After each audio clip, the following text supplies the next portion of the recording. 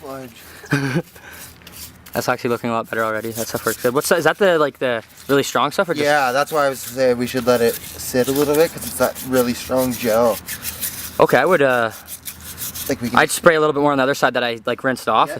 We'll just coat it. The only reason I did that quick is just because it's so gunked on there. I wanted to like get the worst of it. It's good, like you said, it's good to check to make sure this was actually even in like usable shape. Yeah. It's nice, so I mean, we definitely gotta vacuum out the pistons, but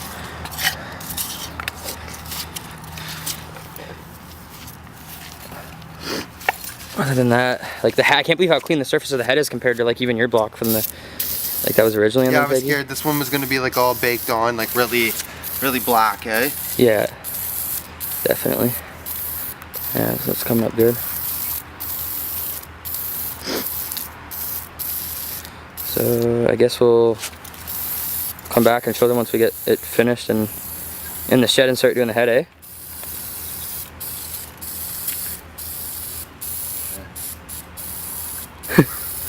Almost got her. So we just gotta rinse it. Once it's all clean, we rinse it off, get her dried off, put her in the shed, and then start doing the head gasket. Get this all together so then we can throw it in the truck first thing in the morning with the clutch tranny cleaned up, and then get it back in the taggy. So we'll be back once we start putting this thing together in the shed. Alright, so we got the engine cleaned ish. It's a lot better than what it was. It's kind of hard to see in here though. Styling and profiling. Woo! But no, actually when we took the head off, the fucking surface was really clean. So we're just finishing cleaning up that with brake cleaner. We're gonna get the head on for tonight. Probably just leave the cams and stuff for tomorrow.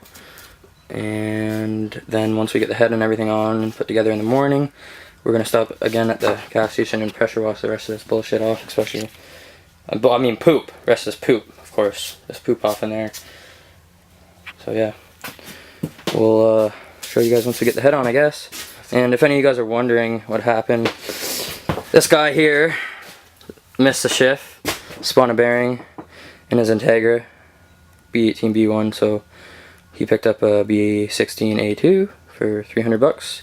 We thought it was a valve at first because the way it made a knock the night before, and then in the morning it sounded like a valve, so kind of confused us. So anyway, this is the b16a2 block, and we're putting this back together with the VTEC head he picked up for his LS block originally, but once we found out there's a spun bearing, we couldn't use that.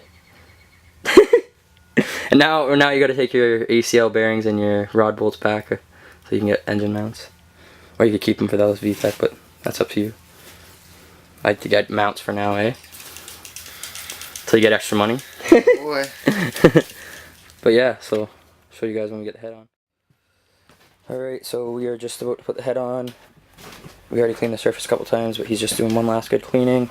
I already got the surface on this all cleaned up and the head gasket on. We even cleaned up the pistons a bit. They're looking good. So yeah, get this head on and torque it down quick and then call it a night until tomorrow. Alright guys, so what's going on? I know I didn't really explain too much today while we were doing stuff. I actually left my camera at home and I started filming a little bit late after we got his old block pulled out. He already had the head, intake, everything pulled off. We just pulled the block and the tranny out, got all the mounts off, and then kind of got everything cleaned up. And then, so that's kind of why the video started a bit late after we were already working on the engine, but it's alright because tomorrow I'm gonna show you guys in the morning when we go up to finish putting everything back together, because this will all be tied into one video more than likely. I'm not gonna do two separate videos, it'd be pointless. So anyway, I'm gonna tie it all into one video, and tomorrow when we go up in the morning, I'll show you guys the old engine. I'll show you guys where the rod bearing spun on the crank, so you can actually see that. Like I said, it's just a B18B1 non-VTEC. He had P28 chipped with a slight tune on it, had a intake, some headers, but it just, he misshifted and it spun a bearing. Just simple as that. The B1s aren't very good for high revs. So anyway, so what we do have so far is we got the head on and all torqued down. So let me show you guys here. I don't know if you'll be able to really see with the lighting in here or not, but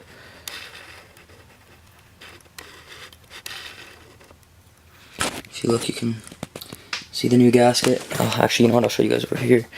See, the new gasket right there, and right there in the corner. But anyway, so you torque it down in two for the B16. You torque it down in 2 steps, 21 foot-pounds and 61. However, this is a b16a2, which is 61 foot-pounds. The GSR is 63. I went to 63 just in case he decides to run boost on the stock engine with the stock studs. And yes, you can reuse head studs. I wouldn't necessarily recommend it. A lot of people will go with ARPs, but I mean, if you can get an extra 2 foot-pounds out of the normal studs after reusing them, I don't see any issue with reusing them as long as you're not boosting it or anything. If you're boosting it, you're obviously going to want ARP head studs to hold the boost. But yeah, so we did it in a pattern, and obviously you just do a spiral pattern. So it's 1, 2, 3, 4, 5, 6, 7, 8, 9, 10, something like that. You don't have to do it exactly, but I think as long as you do it in the spiral pattern, you go out from when you're putting the head on and crushing the gasket, you go from the middle out, so it's kind of like a spiral pattern out. Keeps the head from warping, keeps the head gasket proper. So yeah, that's what we got it to work to. And tomorrow morning when we wake up, oh, I guess one more thing too tonight is I got the coolant thing all finished and sealed. Can't really see it right now because, like I said, the light's kind of crap. Actually, let's see if I got a little phone on my light on my phone and get a better look at that. Okay, so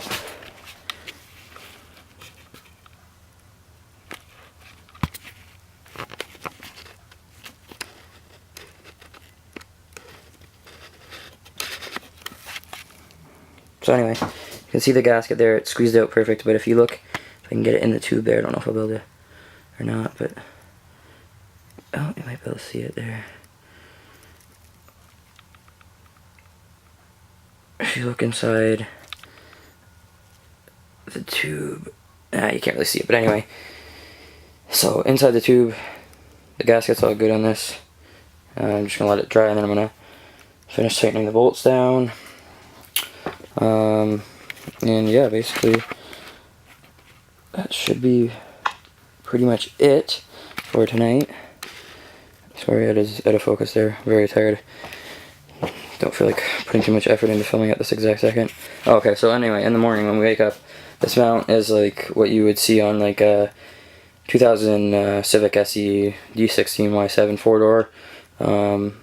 Yes, the B series mounts are the same as the D series mounts, but this mount on the timing belt side can vary. Where on my buddy's car, instead of having the mount that's underneath here, he has a mount that's this way. So we got to switch this bracket off, which means we got to pull that off and the timing cover. But if we can't get that off, we'll probably just bend the timing cover back enough to get that off and put the new one on. We managed to do it on the other engine without hurting anything. So if worst comes to worst, we'll do it that way. But yeah, next time you guys are gonna see. Next time.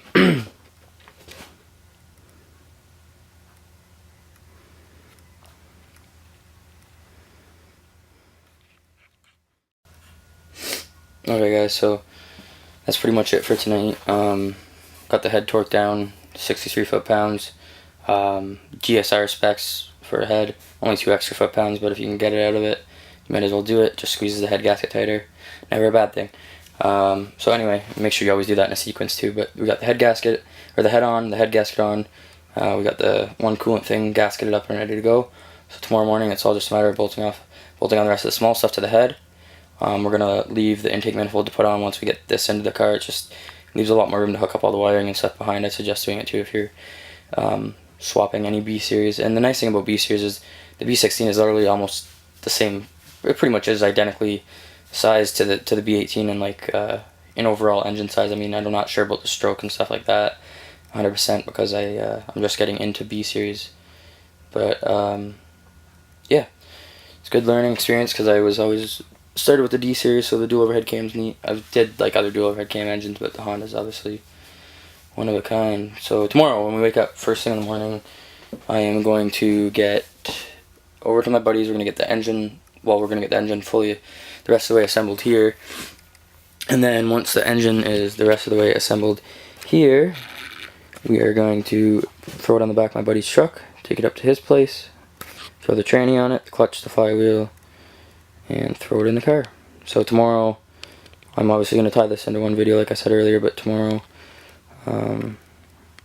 the next clip you guys should see is the engine and the tranny just before it's about to go in the car, and then after it's in the car, and hopefully we will be also starting it tomorrow. So we'll see you guys in the morning. Hey guys, so what's going on? Figured to make a quick little video this morning. It's the next morning. We just finished getting the timing and everything done. So the whole valve train's put together, torqued down, and yeah. So everything's ready to go in the car. It's time perfect. So when you guys do time this, obviously set it to top dead center, and then you'll see your little tiny mark right there. That's for manual timing. These ones are for ignition, and then the rest is already done. So good to go, and we'll see you guys when we get to putting this back in the car. Alright guys, so I got everything done, and we're just about to start it now for the first time. It might be a tooth off, the timing, we'll have to check. Alright, go ahead.